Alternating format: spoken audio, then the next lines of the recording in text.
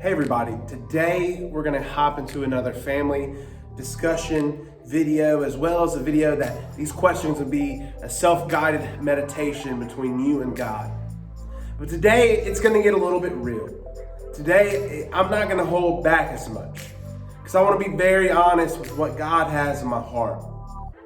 See, today we're talking about the greatest commandment that God has given us. See, this commandment, I think, is even more hard to do today. We live in this self-focused, affirmation-driven, comparison-ridden world, and we all do it on our phones. See, our whole life is making sure we get as many likes. And if we don't get that many likes, then something we did is wrong, and that is not okay. See, it's like versus love. See, liking someone else's thing on social media is not enough to love. Posting about something is not the same as going to do something about it. So I want to read you the scripture today. It's in Matthew 22, verses 34 through 40. But when the Pharisees heard that he had silenced the Sadducees with his reply, they met together to question him again. One of them, an expert in religious law, tried to trap him with this question: "Teacher, which is the most important commandment in the law of Moses?" Jesus replied, "You must love the Lord your God with all your heart, all your soul, and all your mind. This is the first and greatest commandment. A second is equally important. Love your neighbor as yourself. The entire law and all the demands of the prophets are based on those two commandments." Brothers and sisters, we are called to love.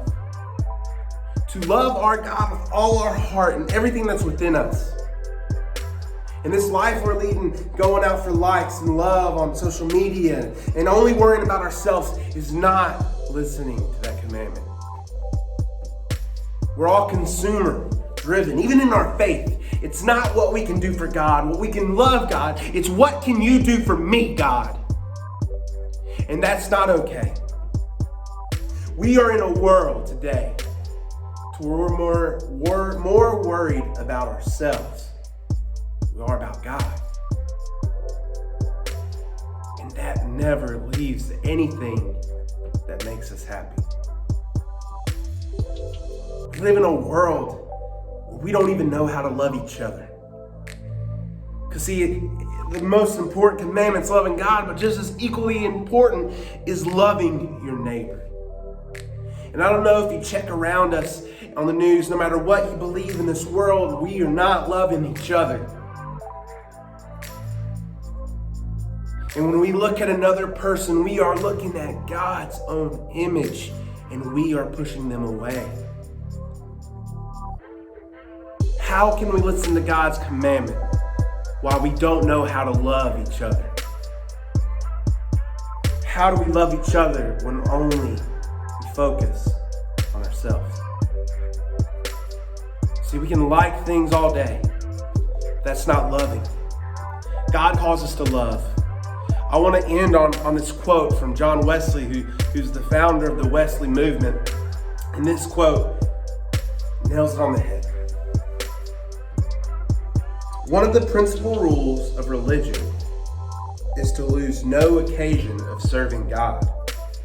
And since he is invisible to our eyes, we are to serve him and our neighbor, which he receives as if done to himself in person, standing visibly before us." Love your neighbor. Don't miss an opportunity to go show that love to a neighbor. And I ask you to question yourself. Instead of asking what the church and what God is doing for you, ask what you are doing for God and the church and your neighbor. How are you showing love? Because that's what we all are called to do.